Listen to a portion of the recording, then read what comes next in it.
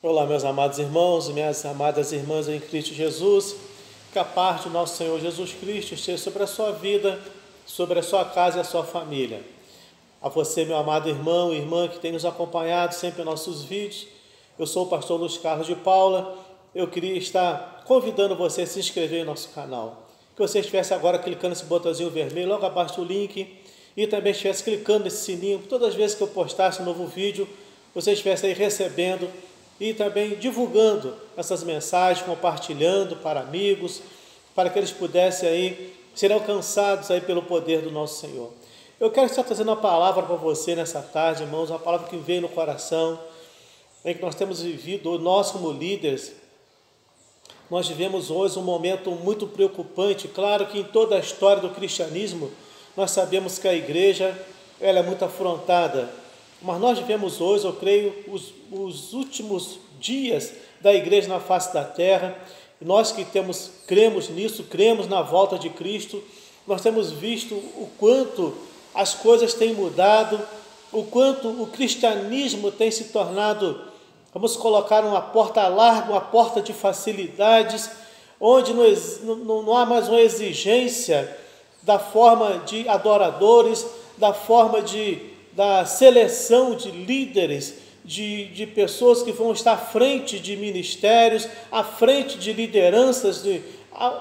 Nós vivemos hoje um momento muito difícil. E eu queria estar tendo uma palavra para os irmãos nessa tarde, uma palavra que possa te alertar, te despertar, para que possamos aí, irmãos, não somente como líderes, mas como servos do Senhor, como homens e mulheres de Deus, nós estamos aí atentos para tudo aquilo que está acontecendo em nosso meio, no meio do cristianismo, no meio de nossos ministérios, das igrejas dos dias atuais. Eu queria estar compartilhando com você, nessa oportunidade, uma palavra lá no livro de Mateus, capítulo 7, o versículo 13 e o versículo 14, em que diz assim: entrai pela porta estreita, larga é a porta e espaçoso o caminho que conduz para a perdição, e são muitos os que entram por ela, porque estreita é a porta e apertado o caminho que conduz para a vida, e são poucos os que acertam com ela. Que Deus te abençoe, que Deus te dê graça, a você que tem o desejo de ter uma vida com Cristo, reinar com Cristo eternamente.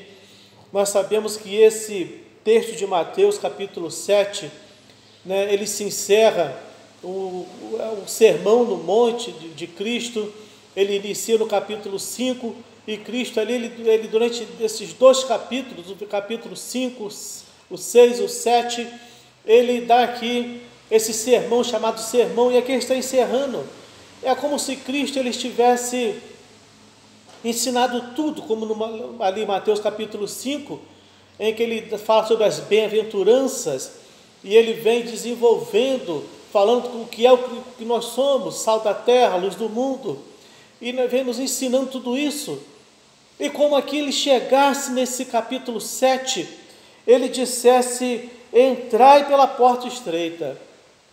É como se dissesse: tomai cuidado com tudo que ouviu, com tudo que eu já vos ensinei, guardai nos vossos corações, conservai isso no seu coração, porque Cristo ele vem nos ensinando isso. E nós vemos, irmãos, que é comum nós vemos hoje, nos dias de hoje, que se usa a quantidade como desculpa. O que mais nós vemos hoje em nosso meio, tanto na sociedade, hoje isso adentrou para dentro das portais de nossas igrejas, em que é comum nós vemos que se usa essa quantidade como desculpa para os mais variados erros, irmãos. Nós vemos, irmãos, nós sempre escutamos, e principalmente da parte das crianças, dos adolescentes, essa argumentação. E isso, irmãos, está invadindo não somente com as crianças, adolescentes, mas hoje adultos estão usando essa argumentação, dizendo: mas todo mundo faz isso. Você já ouviu essa expressão no teu ministério?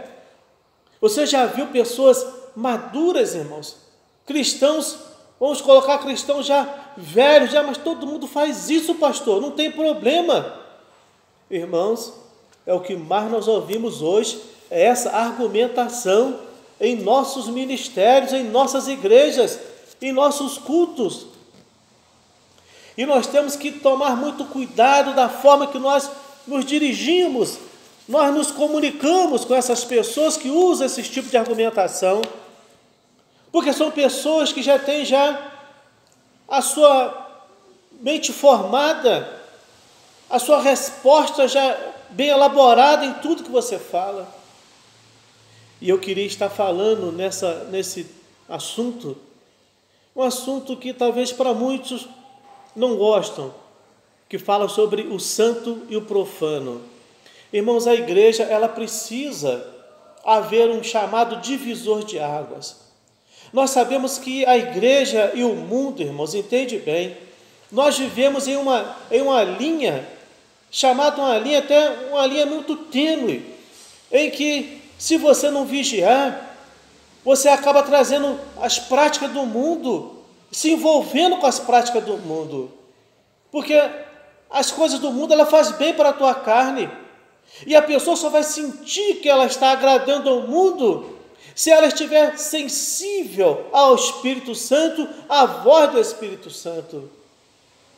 E eu queria estar falando sobre isso, sobre essa palavra, irmão, que Deus possa te conscientizar no teu coração. Então, irmão, seguir a maioria não significa que se fez a opção certa. Seguir a maioria não quer dizer que você fez a opção certa.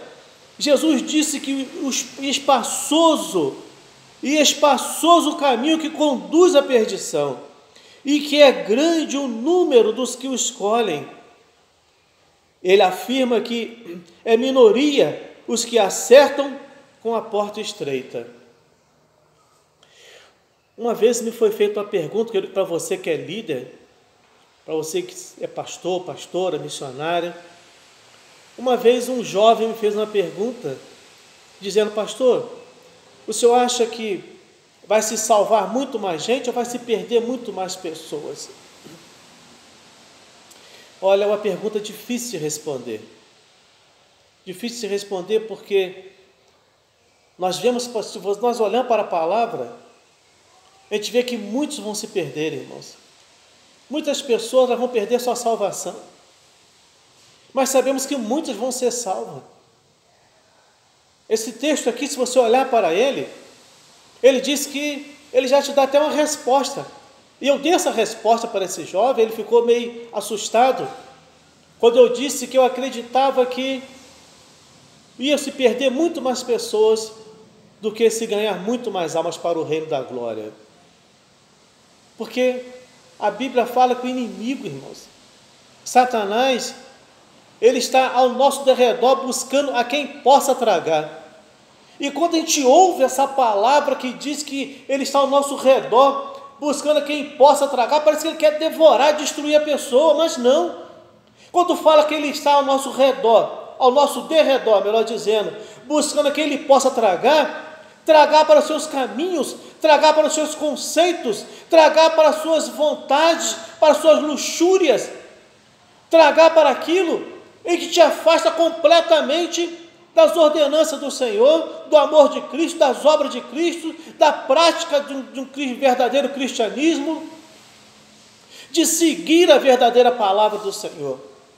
Então, quando você ouve dizer que ele está tentando tragar, não é tragar para destruir, porque ele não tem interesse em destruir a sua vida física, mas sim a sua vida moral. E quando ele consegue destruir você, você leva várias pessoas para o teu conceito de vida.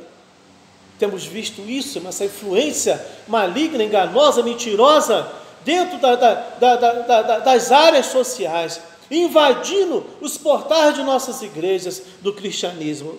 Então, nós vemos que esse texto fala que é grande o número dos que escolhem, e afirma que é minoria os que acertam com a porta estreita.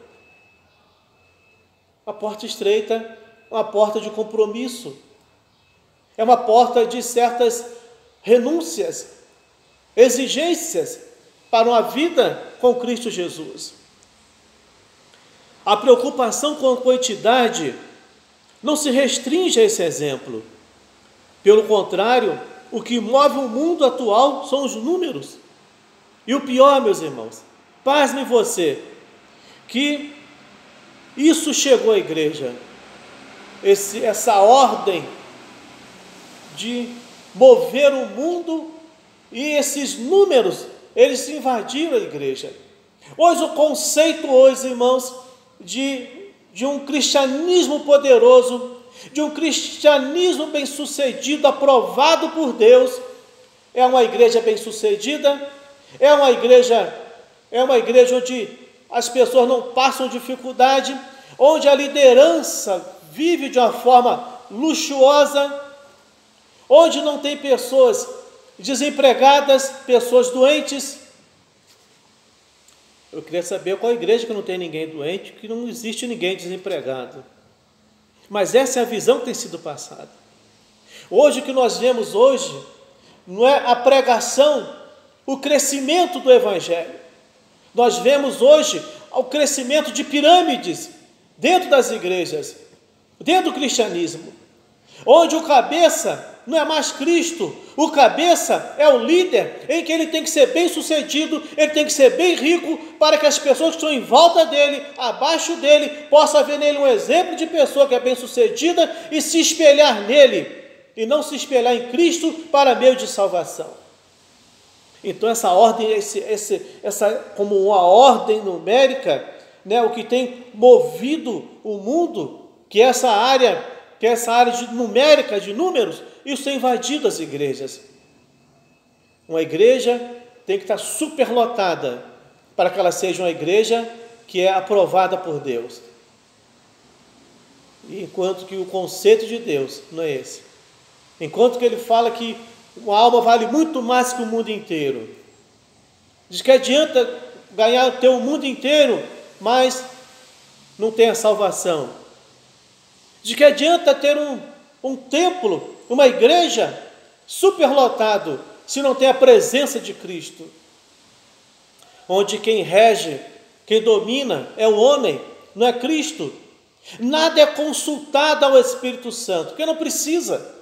A pirâmide, ela já tem um líder que é um cabeça, então não precisa pedir orientação ao Espírito Santo.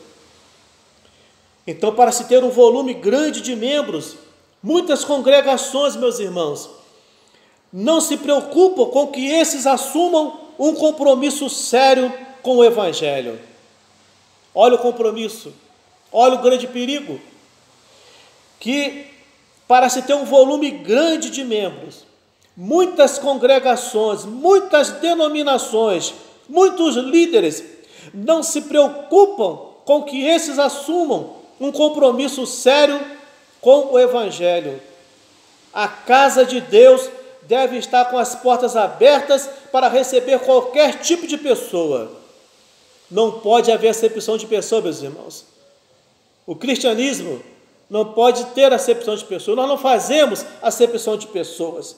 O que não significa, porém, que se receba como membro efetivo quem não se decidiu completamente por Cristo. Nós não podemos fazer acepção de pessoas. As portas da igreja, elas estão abertas. A igreja pertence a Cristo. Mas nós recebemos qualquer pessoa.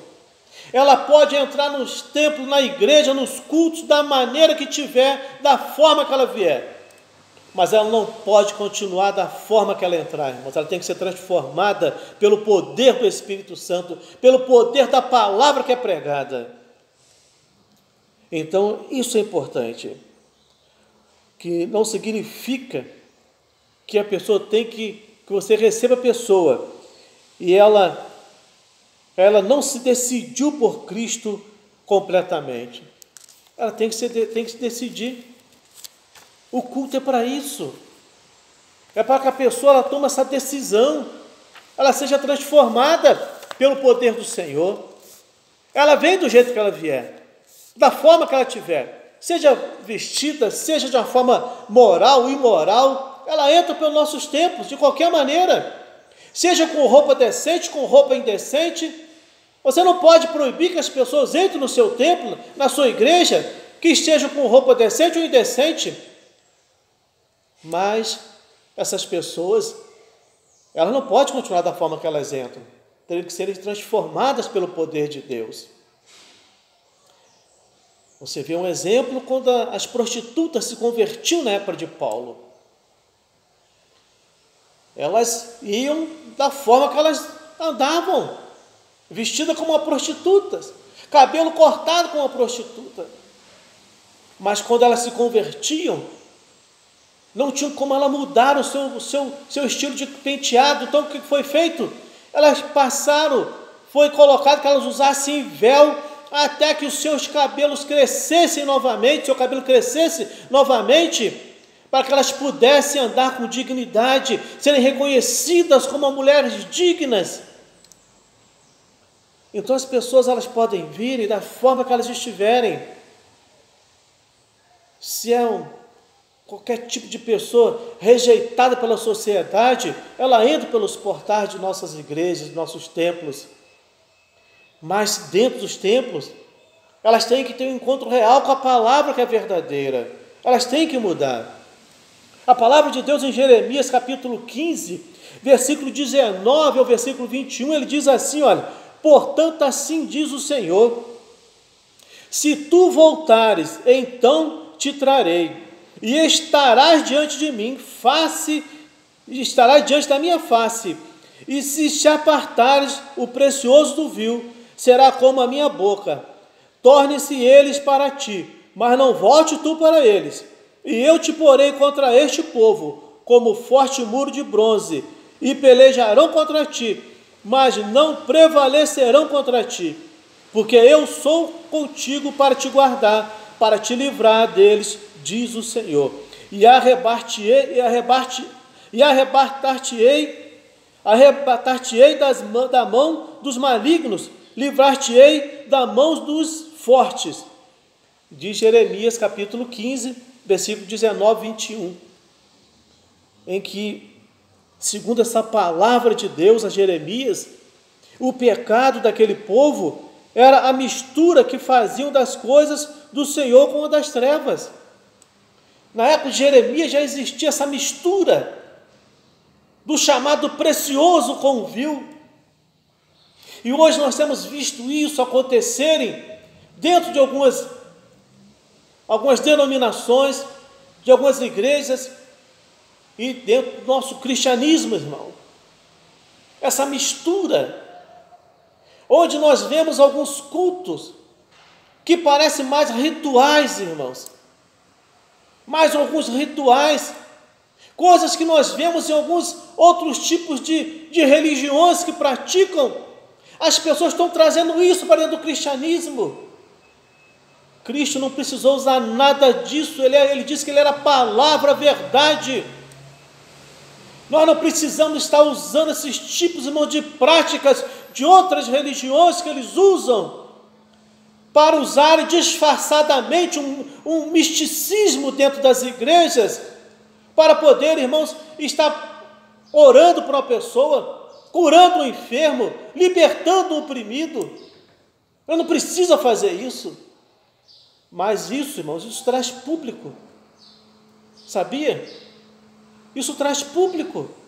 Infelizmente, os incautos, as pessoas desavisadas, as pessoas que não conhecem Bíblia, as pessoas que simplesmente vão aos cultos e ouvem e veem aquilo que os líderes estão na frente fazendo, é aquela multidão. Todo mundo faz. Já fui em algumas igrejas, todo mundo faz igual. Aí, irmão, segue pelo caminho errado. Segue o caminho da perdição, o caminho do engano, do erro. E nós vemos que mais adiante, irmão, na Bíblia, encontramos algo que Deus falou sobre os sacerdotes. A meu povo ensinarão a distinguir entre o santo e o profano, e o farão discernir entre o imundo e o limpo. Isso não é palavra de pastor, isso não é palavra escrita dentro de um livro dentro de um livro de práticas da igreja, não. Isso está escrito em Ezequiel capítulo 44, versículo 23. Não é uma doutrina de igreja rigorosa, mas é uma palavra bíblica. Fazer separação, irmãos. Esse texto de Mateus, que nós lemos aqui, capítulo 7, ele fala de porta estreita, porta larga, fala de caminho espaçoso e caminho apertado. Duas colocações importantíssimas, porque é isso que às vezes, irmãos, pelas pessoas desconhecerem, elas acabam procurando. Então fica bem clara a preocupação e o zelo divino com relação à mistura que muitos querem fazer. Poderíamos dizer de uma forma popular que a maioria das pessoas que quer manter o pé no caminho da perdição e outro no caminho da salvação, irmãos. É isso que nós temos visto hoje dentro das igrejas. As pessoas, um grupo quer manter os pés no caminho da perdição e outro pé no caminho da salvação. É impossível, irmãos. Mas eu afirmo categoricamente que isso é impossível acontecer. É impossível. Jesus garantiu que ninguém pode servir a dois senhores. Mateus 6, 24. E em Apocalipse encontramos o Senhor dizendo: conheço as tuas obras, que nem és frio, nem quente. Quem dera fosses frio ou quente. Assim, porque és morno, e nem és quente, nem frio, estou a ponto de vomitar-te da minha boca. Palavra de Apocalipse, em que o Senhor nos fala isso. Então, irmão, deu para percebermos que há duas posições distintas. Duas posições distintas. São apenas duas e bem definidas. Não há como uni-las. O meio termo é uma agressão a Deus. Ele diz que vomitará quem tenta posicionar-se assim. Vimos que o Senhor usa termos de significação contrária. São eles: precioso e vil, Jeremias 15, 19, santo e profano, imundo e limpo, Ezequiel 44, 23, quente e frio, Apocalipse 3, 15. Deus fala de posicionamento, de fazer uma escolha. Quando alguém age sem conhecer a palavra do Senhor, tudo o que faz é consequência dessa ignorância. Contudo, muitos querem caminhar com Jesus sem abrir mão daquilo que o agrada no mundo. Se queremos agradar a Deus, temos de colocá-lo acima de tudo e de todos, irmãos. Se queremos agradar a Deus, temos que colocá-lo acima de tudo e de todos. Ele fala de posicionamento, irmãos. A igreja desses últimos dias, ela precisa se posicionar, irmãos. De que lado ela está? A qual Deus ela tem servido, a qual Deus ela tem adorado, irmãos. Não sou contra as pessoas que querem trazer as suas mensagens de autoajuda, aquelas mensagens que trazem as pessoas realmente a se fortalecerem, a se ajudarem. Mas, irmãos, temos que trazer uma palavra de salvação. Não podemos, irmãos, estar somente trazendo palavras que mexem com o ego, com o emocional das pessoas.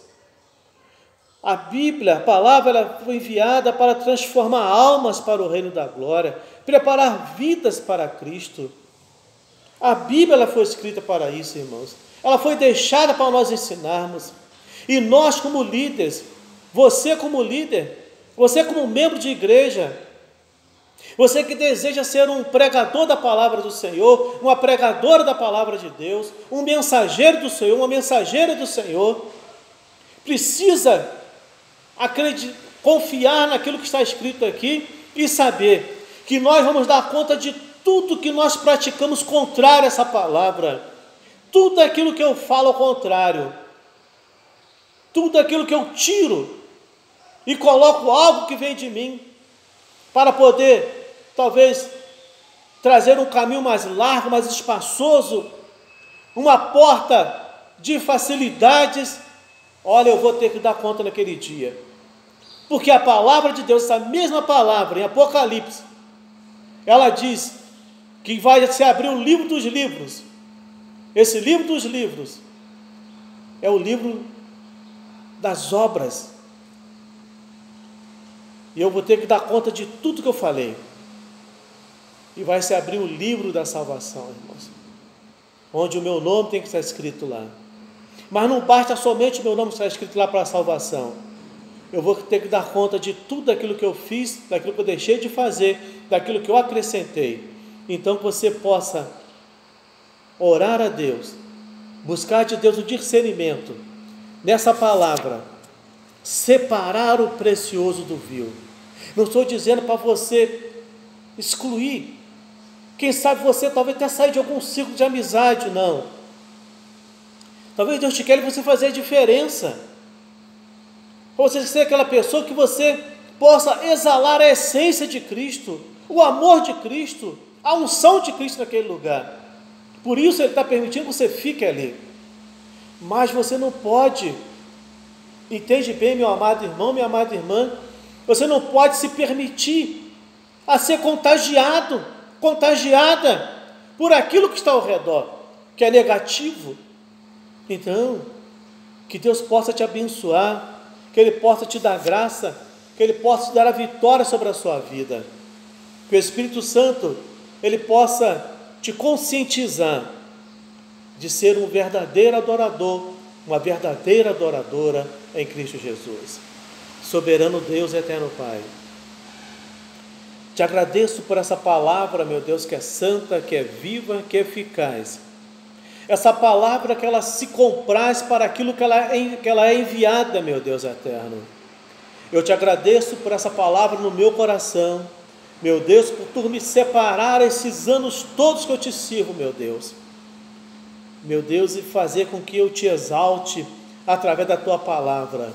Eu te agradeço, te exalto, te glorifico e peço nesse momento que esse ouvinte, meu Deus eterno, ele possa ser alcançado por essa palavra santa e ser transformado pelo teu poder. Se em algum momento ele está procurando algum caminho de facilidade, alguma estratégia do mundo para trazer para o seu ministério, para algum tipo de programação a ser realizada, meu Deus, conscientize esse homem, essa mulher, esse jovem, esta jovem, meu Deus querido, para que tire os seus pés da rede, do laço, meu Deus eterno, para que eles possam permanecer, ó Deus, na porta estreita, permanecer no caminho estreito, meu Deus eterno, que é difícil, mas é gratificante saber que é ali que temos um encontro real contigo, é ali que o teu Espírito fala conosco, é ali que nós andamos, ó Pai, em caminho de excelência, meu Deus eterno, é ali que nós somos reconhecidos nos céus, incomodamos o inferno, meu Deus. Eu te peço, abençoa agora esse irmão, essa irmã, em nome de Jesus. Que Deus te abençoe, que Deus te dê a graça, te dê a vitória sobre a sua vida, em nome de Jesus, meus irmãos.